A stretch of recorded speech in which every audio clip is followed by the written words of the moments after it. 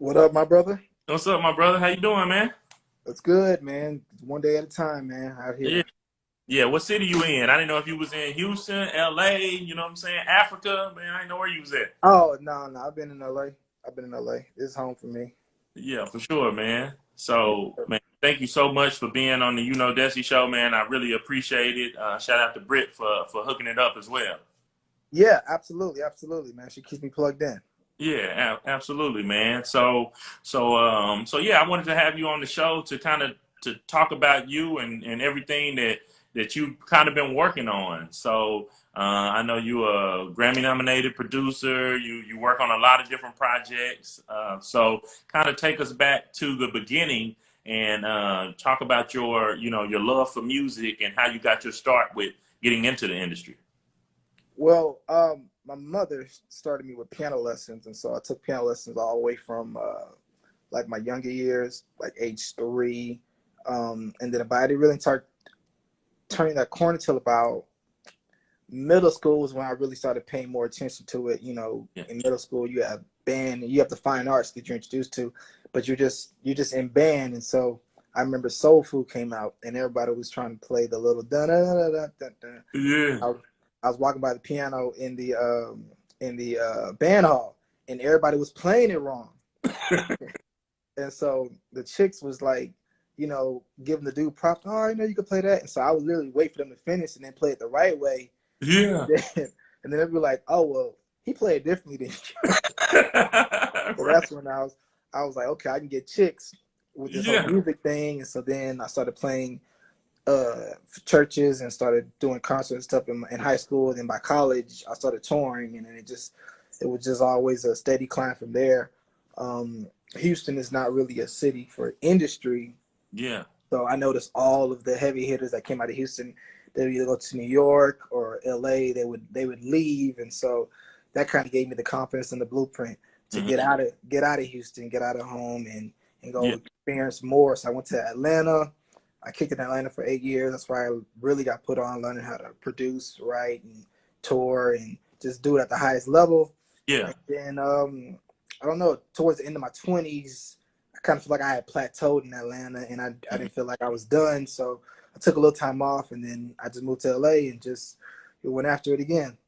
Yeah. So talk about the I guess in Atlanta, what would you say was kind of your first big break into the industry? Because it's like it's you can kind of say you're in the music industry, but until you kind of get one of those big opportunities, that kind of gives you the confidence to say, no, I'm really here. You know. Absolutely. Yeah, it's funny. So there's two sides to the industry. There's touring and live performances, and then there's studio.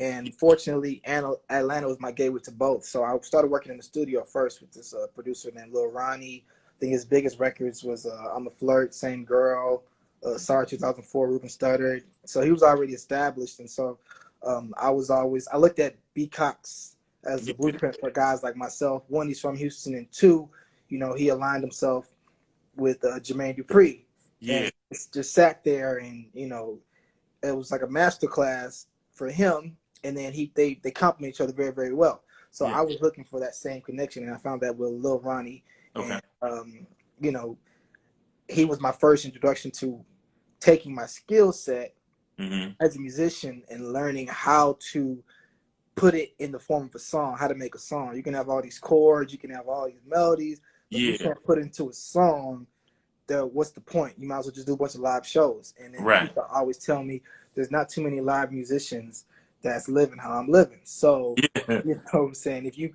can get this production side as well as what you have to do on the other side, then man, you're out of there. So that with Yeah. Lil Ronnie, my first placement was with Raheem DeVaughn. This is back in 2011.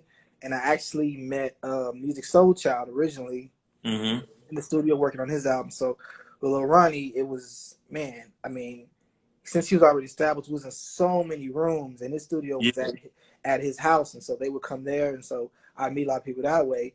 And then I got my big break on touring side with Acorn back in right around the same year, so 2011.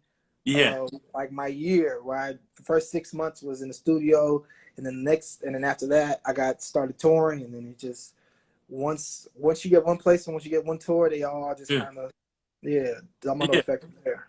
Yeah, it almost makes me think about how they say with I was watching a old unsung on like Cool Mo D or whatever, and you know the whole thing was like, and even going forward, it was like, say if you're a freestyle rapper, like you could be a great freestyle rapper, but if you don't know how to make songs, then it's like, what's really the point? Like, yeah, he can Absolutely, rap, but he can't make a hit song, so nobody really cares.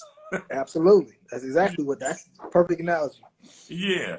So, so you said going on tour with Akon. Yeah, I went on my very first major tour, Akon. I think this is back 2011. So the Usher OMG tour. Yeah. So that So was the last leg of that. So the first leg of the tour, Trey Songz opened up for him, and then the last leg, Akon did. And so it was it was dope. It was dope. There was a lot going on, but yeah, and, I had a good time. I had a good time. yeah, and it's funny, and I don't know how long you toured with him, but Akon has one of those like the way his career kind of went. Like he went from like a street type artist with Locked Up to like a pop Yeah, out of here with it. You know what I'm saying? So that's crazy to me. yeah, man. It was good times. It was good times. It was good times. Yeah, So then after Akon was Music Soul Child, I stayed with Music Soul Child for like 5 years, and during that time, I with the Dream, Chrisette Michelle. So I yeah, really got to a point in Atlanta where it was, things were really, really were great. The thing with Atlanta, I noticed was just everything is urban driven, mhm, and you want to cross over and get to the other side. I kept running into a ceiling, and I don't like ceilings. yeah. So I've always pushed myself. If I'm interested in raising the ceiling, why not? Yeah, So, yeah, and it does seem like that, even from unfortunately, sometimes a film standpoint to like okay, like I'm gonna go here first, but hmm then when I'm trying to hit that next level, then I need to be in L.A. or New York, almost. Yeah. Yep. So talk about going to L.A. and kind of getting established and networking and things like that. So what made LA unique for me was I was already familiar with LA. I'd been back and forth with Lil Ronnie with Mm, Session. I've been on tour in LA. So I always liked LA. Every time I came to LA from coming from the South and just like my work ethic and my grind, LA just spoke to me. It felt like, man, there's so much opportunity here because it's yeah. just a different thing. I like LA's like Oz, you know what I'm saying? Yeah. For me. And for just creators, entertainers, like LA is the only city where you can be broke one day and be set the next. And Yeah. it could be from like because you ran to somebody in Starbucks and that person just happened to know somebody, and Right. it happens like that nowhere else in America. Maybe New York in a different degree, different capacity, Yeah. but so for me, I always felt like LA. I got to get to LA. I got to get to LA, and so it was.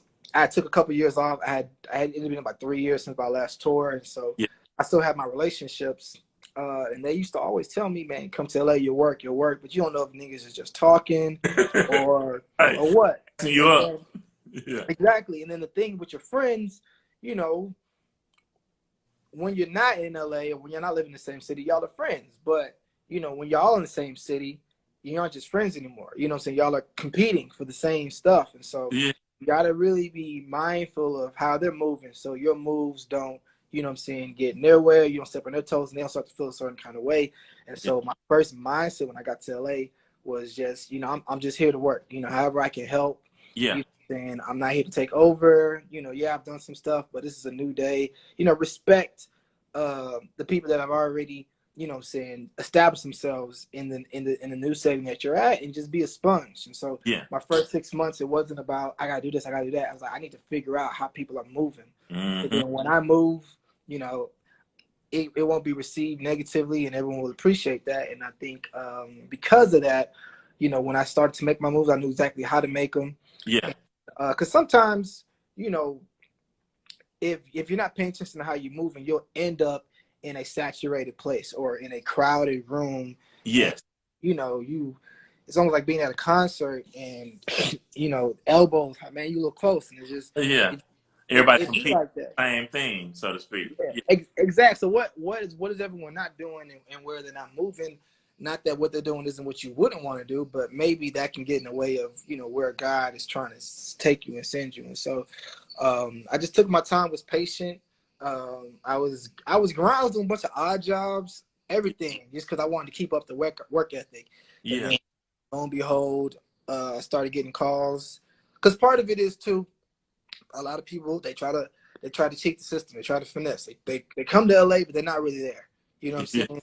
And what they don't realize is LA is a now city. Half the stuff I got called for, you need to be available to come like today, Hey, you're right. right now. Yeah. And so if you told somebody that, yo, I live in LA now, and then they call you and you're not available because you can't get to LA, there's only so many times you can get away with that Uh-huh. before they pick up on it. And then it's like, he don't even live in LA. So it's, you know, that can bite you. But no, I just took my time, and then, you know, I was very strategic with where I went, how I moved, and Yeah. made sure I just, you know, stayed focused. LA has a lot of distractions. Atlanta has a lot of distractions. I think my time in Atlanta prepared me for what I saw in LA, because it's like, I was in Atlanta in my 20s, and I saw, I've seen it all. yeah. So it's like, yeah, Yeah. that's cool, but you know, and then of course being older and more mature and just knowing what you're after, Yeah. and staying locked into that. Yeah, what I love about LA is because I spend a lot of time out there as well, and it's like I live in Dallas, and so when people coming through Dallas, they coming through Dallas to get some money. You might be able to see them at a show, and they out. You know what I'm saying? They ain't really got time to be dealing with you. In Nope. LA, they live there, so they do Yep. have a little bit more time for you. One, and then two, when you go into a room in LA, there's 10 people you know. Yeah. Therefore, they realize that, wait, this is the guy. He do know all these people. Yep. Versus seeing somebody one-on-one. Because, you know, everything is kind of cliquish and everything is Absolutely. like based off of something else. So if I see that you know four of my friends, now that makes me tighter with you as opposed to, yeah, I see you out. Yeah, you cool. I know you the man in your city, but are you the man out here? Yep. Yep. You know? So talk about talk about the opportunity for you to work with Sunday service and things like that. How did that come about? Well, actually, from a connection that I had in Atlanta, it was a producer named Cosign. Shout out to Cosign and the interns. He came to Atlanta, ironically, to work with Lil Ronnie, and I was just there the whole week. And so from that was 6 years before I moved to LA.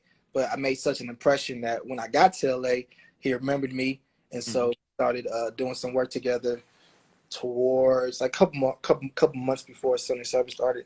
And so he called me one day.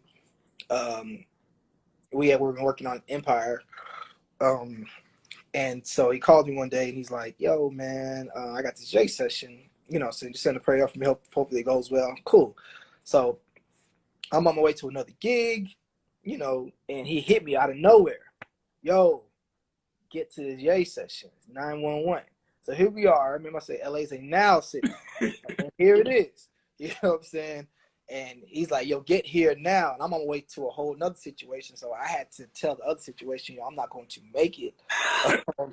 I literally turned my car right around and to the session. And so, yeah, he isn't even there. He didn't tell me nothing. He said to get there. I don't know what he told the people. So, you know, at that point in time, it's like, all right, I'm here. I know he gonna want me to play, but I don't know what it is. And so the first hour, I didn't play. I just hung out. And, you know, that's the other thing. You know, your talent is one thing. Your personality and your character is Yeah. a whole nother thing. Because if people don't like to work with you, Mm-hmm. you know, and it doesn't matter how talented you are, period. It just doesn't. So I spend the first I don't even remember. I don't know what I'm there for. I don't know what I'm going to do. I'm just talking, kicking it, being cool. And then finally, it was like, all right, cool. We got this sample. We need you to flip. You know, they say you're the guy. And so I'm like, all right, cool. So I get in the room. Not only Cosign's there, Ray Romulus from the whole Stereotypes gang is there. If y'all know the Stereotypes, check them out. They're most popular for Bruno Mars' last album. That's what I like. Yeah. 24 Karat Magic, Finesse. Like they did all that. So I'm in a room with them. Never met them before. My man talks me up and is like, "Here, like, let's see what you got."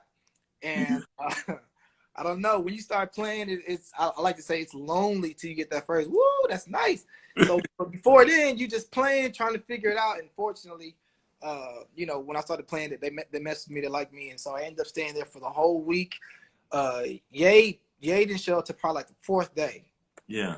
So, we done at least, I don't know, 7 or 8 records, and we feel good about them. Ye comes in, hates everything we did. Not because it was bad, just because it wasn't what he was looking for. Right. And it's like, all right, well, dang. All right, well, stuff happens. It was a great opportunity, great experience. Got you on the next one. Then a couple weeks later, they called me and said that Ye had liked what he heard from me, and wanted to know if would I be interested in Sunday service. And then from there, it just was a match made in heaven, man. Everything just worked that way. So it's just crazy how I got there. But I always say, if you stay ready, you ain't got to get ready. Yeah. Yeah. And it was dope, just having the opportunity to even attend one in Calabasas before it kind of blew up and got so commercialized, so to Right. speak. Because the one that I went to, it was only keys and the choir, so it was Right. like a dope vibe. But then Sure. also coming back and being able to go to the one at the Forum, like Right. I'm just I got notes and I'm like, okay, all right, okay, I see how they did this one, okay, Yeah. you know what I'm saying? So it was just a dope opportunity being able to see it grow so much. Yeah. Absolutely. Yeah. It's interesting, having been there fortunately from the beginning and then seeing, where it got to. And shout out to Ye, man. He from day one, he always didn't know how it was gonna get there, but he always believed it would. And if you really pay attention to the moves he's made and the stuff he said in the past, a lot of the stuff that he's doing now, he's been saying. Yeah. And it's, Sunday service is no different. He always said from day one, before he even knew how to describe it, or before we even knew how to really, really get off the ground, oh, this is going to be great. It's going to be this and that. We're all in it like, no way, nah. And then you look and you're like, wow. And then he continues to, and I remember I kept asking him, is this your vision? He was like, nah, not yet. Not yet. And I'm like, and to this day, it's still, not yet. And you're like, wow, like, how big is your dream? You know what I'm saying? And, Right. that's just crazy to me, to be surrounded by that and just to catch those nuggets of, if you have a vision, if you have a dream, just go at it with a certain level of tenacity and zeal, and don't be afraid. Do not be afraid. That dude is fearless. Yeah, and so many people like kind of crush their own dreams before they even get a chance to manifest. Yep. And a lot of the things that he said, from whether it's this project or fashion or anything else, you kind of see it play out in front of you, and you can't you have to be like, okay, this dude really is a genius. You know what I'm saying? And I looked at that even like working with Tom Joyner and being his assistant and things like that. I traveled the world with him, and just seeing the way that he thinks and the work ethic, like people not knowing he getting up at 3 a.m. to be ready for this show at 5 a.m. and then, going here and going there, and people all in your face all day, but still handling business also, Yeah, I mean, you can attest. You've been around, saying, people say they make moves, but we've been around people that really, really make moves, and then the people that they learn how to make those moves from, and they just operate at a different frequency than the rest of us. And you can really just see why they became who they became and why they are who they are. It's just, they're just on a whole nother, I said they're on a whole nother living plane than the rest of us mentally, not even just, tangibly, but mentally. Just think, and they walk different, and you can't, if you don't sit there and be a sponge and grab some of that, you're wasting. So they had to get us out of there. Man, well, look, we hit that hour too. So, but yeah, man, appreciate you for jumping back in. But yeah, man, but yeah, just being around people that really work on that, and also something that you mentioned earlier, the way that you act and your personality, you know, people feel comfortable working with you. Because like we all know people that are a little extra, a little too high strung. We can't have them in every situation because they go blow up the spot, or they go be trying to worrying about being seen too much, and things like that. Like, because sometimes you have to know the room. Like, you know, these are superstars and they're used to being around other superstars, but you can't be in there acting like a fan either, or being super extra. Like, the work is gonna come. If you consistent and you're who you are, the recognition is gonna come, the work is gonna come, the money is gonna come. You ain't even gotta be all that extra. Just do what Nope. you do. Yep. Yeah. Now, when anytime I get in situation, I'm calling people that I know first. You know what I'm saying? That I've worked out, and every one of my friends, I can't work with them. You know what I'm saying? Everyone that, you know, I've hung out with, had a good time, I can't work with them. I have to Yeah. consider the situation, I gotta consider the client, and I gotta consider my position as well. Yeah. Um, so it's just one of the things, man, where you have to be mindful. You know what I'm saying? Every situation is an turnip situation. Every situation is, sometimes you gotta show up and just be quiet, and they gotta be like, I didn't know he talked. You know? Exactly. Yeah, just cause, man.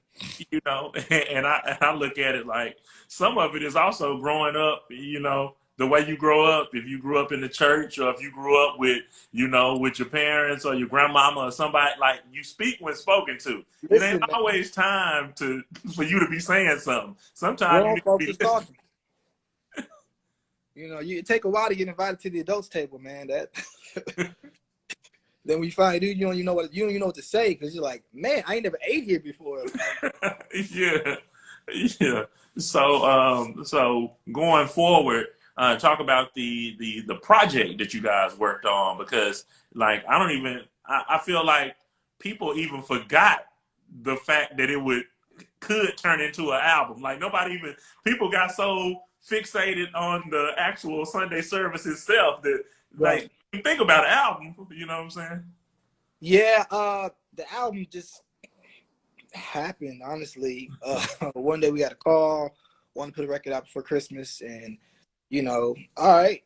So thankfully, dealing with the talent that we had and the resources we had, we was able to get it out, and people really, really enjoyed it. And unfortunately, with everything going on with the pandemic, we got slowed down.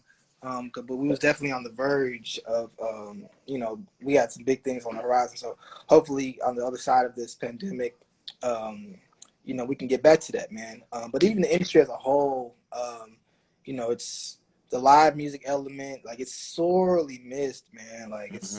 it's gonna be really, really crucial that when things open back up, people are ready to go, because people are gonna be wanting and needing it. But the project came out really, really well. Definitely won't be the last one. So that, and then other things that I'm working on, I'm really excited. Yeah, and I wanted to talk to you about, you know, some of your projects as well. So what are you kind of working on that you can speak about, you know? And I don't know, do you have artists yourself that you're working with, or anything like that, or a label situation that you're working on, or anything like that? Not as yet. I'm starting to brainstorm on that, just kind of just seeing, because at this point, um, you know, I feel like I've proven, my ability to uh, take a artist, take whatever creativity an artist is trying to convey, and help Hmm. breathe life into it. And so, Yeah, in my position, I would love to eventually get to the point where I can, work with more independent artists and help them get to that next point.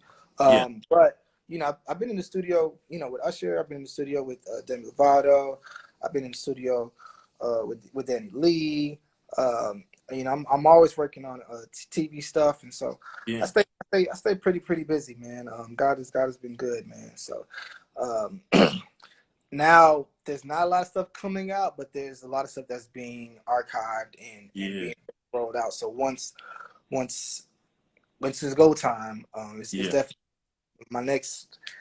I want to get into more like TV and film stuff. It's always natural, some progression. And yeah, honestly, when I first moved to LA, that's really the one thing that I hadn't experienced yet, was just TV. And so when I first came out here and I got a song placed on Empire, Yeah. Just I don't know, it's something about watching a show and then hearing the song that you wrote and co-produced is coming, and then you see the scenes and all that. And so I Yeah. definitely looking forward to more so into that. And then even like like live stuff. I was watching the BET Awards last night, Hmm. being able to be part of something like that one day. And so, Yeah. those you got to shake a few different hands, but I'm definitely on my way. Yeah, yeah, and that's really dope. And going back to getting music placed in TV and film, that's a great opportunity. And my guy Keith Jacobs that I work with, and so Sure.